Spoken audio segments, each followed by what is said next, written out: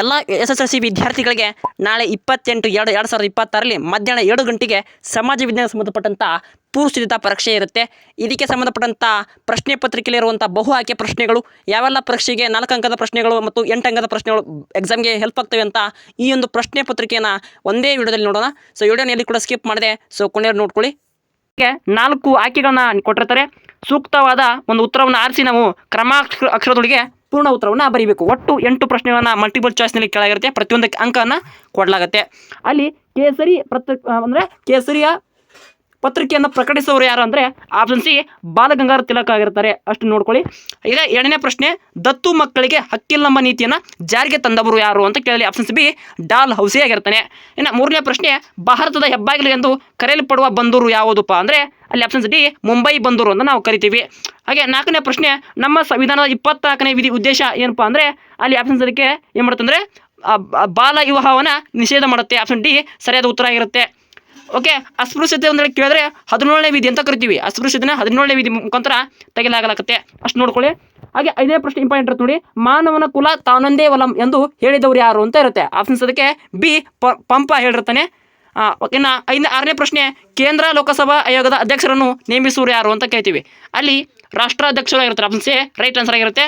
ಇವುಗಳಲ್ಲಿ ಪ್ರತ್ಯಕ್ಷ ತೆರಿಗೆ ಉದಾಹರಣೆ ಅಂತ ಕರಿತೀವಿ. ಪ್ರತ್ಯಕ್ಷ ತೆರಿಗೆ ಯಾವುದು ಅಂತ ನಾವು ಸರಕು ಸೇವಾ ತೆರಿಗೆ ಅಂತ ನಾವು ಕರಿತೀವಿ.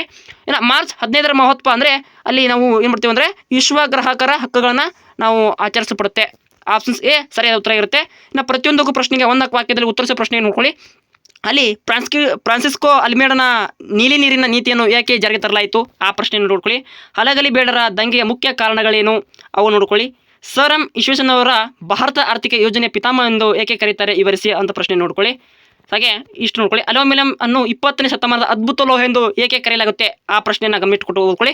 ಇನ್ನು 4 ವಾಕ್ಯದಲ್ಲಿ ಉತ್ತರಿಸೋ ಪ್ರಶ್ನೆನೇ ಪ್ರತಿಗೆ 7 ಅಂಕ ಕೊಟ್ಟರೆ 16 ಅಂಕ ನಾವು ಇಲ್ಲಿ ಗೇನ್ ಮಾಡ್ಕೊಳ್ಬೋದು. ಅಲ್ಲಿ ಕಳ್ಳ ಸಾಗಾಣಿಕೆಯ ರಾಷ್ಟ್ರೀಯ ಹಿತಾಸಕ್ತಿಯನ್ನು ಮಾರಕವಾಗಿದ್ದು ಹೇಗೆ ಆ ಪ್ರಶ್ನೆ ನೋಡ್ಕೊಳ್ಳಿ. ಹಾಗೆ ಚಿಪಕೋ ಚಳವಳಿಯ ಬಗ್ಗೆ ಸಂಕ್ಷಿಪ್ತ ವಿವರಿಸಿ ಅಂದಿರುತ್ತೆ. ಬಾಲ್ಯ ವಿವಾಹಕ್ಕೆ ಕಾರಣಗಳು ಯಾವುವು ಅಂತ ನೋಡ್ಕೊಳ್ಳಿ.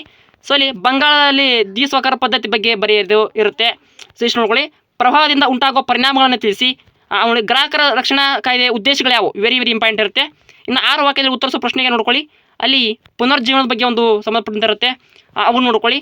ಇನ್ನು ಭೂ ಬಳಕೆಯ ಪ್ರಕಾರಗಳನ್ನು ಪಟ್ಟಿ ಮಾಡಿ. ಕೈಗಾರಿಕಾ ಸ್ಥಾನಿಕರ ಮೇಲೆ ಪ್ರಭಾವ ಬೀರುವಂಥ ಅಂಶಗಳು ನೋಡಿ ವೆರಿ ಇಂಪಾರ್ಟೆಂಟ್ ಇರುತ್ತೆ. 27 ಬ್ಯಾಂಕ್ ಖಾತೆ ಜನರಿಗೆ ಹೇಗೆ ಉಪಯುಕ್ತವಾಗಿದೆ ವಿವರಿಸಿ. ಅಷ್ಟು ಇಂಪಾರ್ಟೆಂಟ್ ಇರುತ್ತೆ. ಗ್ರಾಮೀಣಾಭಿವೃದ್ಧಿಯಲ್ಲಿ ಪಂಚಾಯತ್ ರಾಜ್ ಸಂಸ್ಥೆಗಳ ಪಾತ್ರವೇನು ಇಂಪಾರ್ಟೆಂಟ್ ಇರುತ್ತೆ ನೋಡ್ಕೊಳ್ಳಿ. ಸೊ ಇಷ್ಟು ನೋಡಿ. ಸಂಘಟಿತ ಮತ್ತು ಅಸಂಘಟಿತ ವಲಯದ ಕೆಲಸಗಾರ ನಡುವಿನ ವ್ಯತ್ಯಾಸವನ್ನು ತಿಳಿಸಿ ವೆರಿ ಇಂಪಾರ್ಟೆಂಟ್ ಆಗಿರುತ್ತೆ. ಸೊ ಅಷ್ಟು ನೋಡ್ಕೊಳ್ಳಿ. ಇನ್ನೊಂದು 33ನೇ ಪ್ರಶ್ನೆ, ಮಣ್ಣಿನ ಸವಿತವು ಹಲವು ದುಷ್ಪರಿಣಾಮಗಳನ್ನು ಉಂಟು ಮಾಡುತ್ತದೆ ಹೇಗೆ ಆ ಪ್ರಶ್ನೆನ ನೋಡ್ಕೋಬೇಕಾಗತ್ತೆ. ಇನ್ನು ಪ್ರತಿಯೊಂದು 8 ವಾಕ್ಯದಲ್ಲಿ ಉತ್ತರಿಸೋ ಪ್ರಶ್ನೆಗಳಲ್ಲಿ ಭಾರತ ಸ್ವತಂತ್ರ ಹೋರಾಟದಲ್ಲಿ ಸುಭಾಷ್ ಚಂದ್ರ ಬೋಸ್ರವರ ಪಾತ್ರವನ್ನು ವಿವರಿಸಿ ಅಂತ ಕೇಳ್ತಾರೆ. ಅಷ್ಟು ನೋಡ್ಕೊಳ್ಳಿ. ಹಾಗೆ ಅರಣ್ಯಗಳ ಪರಿಸರಕ್ಕೆ ಬಹಳಷ್ಟು ಉಪಯುಕ್ತ ಸಂಪನ್ಮೂಲವಾಗಿವೆ ಸಮರ್ಥಿಸಿ ಅಂತ ಪ್ರಶ್ನೆ ನೋಡ್ಕೊಳ್ಳಿ. ಹಾಗೆ ಮಹಿಳೆಯರ ಸ್ಥಾನಮಾನವನ್ನು ಉತ್ತಮಪಡಿಸಲು ಸರ್ಕಾರ ಕೈಗೊಂಡಿರುವ ಕ್ರಮಗಳನ್ನು ತಿಳಿಸಿ ಭಾರತದಲ್ಲಿ. 37ನೇ ಪ್ರಶ್ನೆ ವೆರಿ ಇಂಪಾರ್ಟೆಂಟ್ ಆಗಿರುತ್ತೆ. 38ನೇ ಪ್ರಶ್ನೆಯಲ್ಲಿ ಒಂದು ನಕ್ಷೆಯನ್ನು ತೆಗೆದು ಭೂಪಟದಲ್ಲಿ ಗುರುತಿಸಬೇಕಾಗಿರುತ್ತೆ. ಕೋರಮಂಡಲ, ಬಕ್ರಾನಂಗಲ್ ಯೋಜನೆ, ಕಾಂಡ್ಲಾ ಬಂದರು ಅಂತ ಇರುತ್ತೆ. ಇಷ್ಟು ನೋಡ್ಕೊಳ್ಳಿ. ಒಂದು ಎಕ್ಸಾಮ್ಗೆ ನಾಳೆ ಇಷ್ಟು ಬರುತ್ತೆ. ಹಾಗೆ ಸರ್ಕಾರ ನೀಡುವಂಥ 3 ಮಾದರಿ ಪ್ರಶ್ನೆ ಪತ್ರಿಕೆಯನ್ನು ಗಮನ ಕೊಟ್ಟು ಓದ್ಕೊಳ್ಳಿ ಎಲ್ಲ SSLC ವಿದ್ಯಾರ್ಥಿಗಳಿಗೆ. ನಾಳೆ ಲಾಸ್ಟ್ ನಿಮಗೆ ಎಕ್ಸಾಮ್ ಇದೆ, ಅದು ಪೂರ್ವಸಿದ್ಧತಾ ಪರೀಕ್ಷೆ. ಸೊ ಓಕೆ, ಇದುವರೆಗೆ ನಮ್ಮ ಚಾನಲ್ನ ಫಸ್ಟ್ ಟೈಮ್ ನೋಡ್ತಿದ್ರೆ ಸಬ್ಸ್ಕ್ರೈಬ್ ಮಾಡ್ಕೊಳ್ಳಿ. ಸೊ ಇನ್ನೂ ನಿಮಗೆ ವಾರ್ಷಿಕ ಪರೀಕ್ಷೆ ಸಂಬಂಧಪಟ್ಟಂಥ ಎಲ್ಲ SSLC ಮಾಹಿತಿಯನ್ನು ಕೊಡ್ತೇವೆ ಅಂತ ಹೇಳ್ತಾ thank for watching. Have nice day.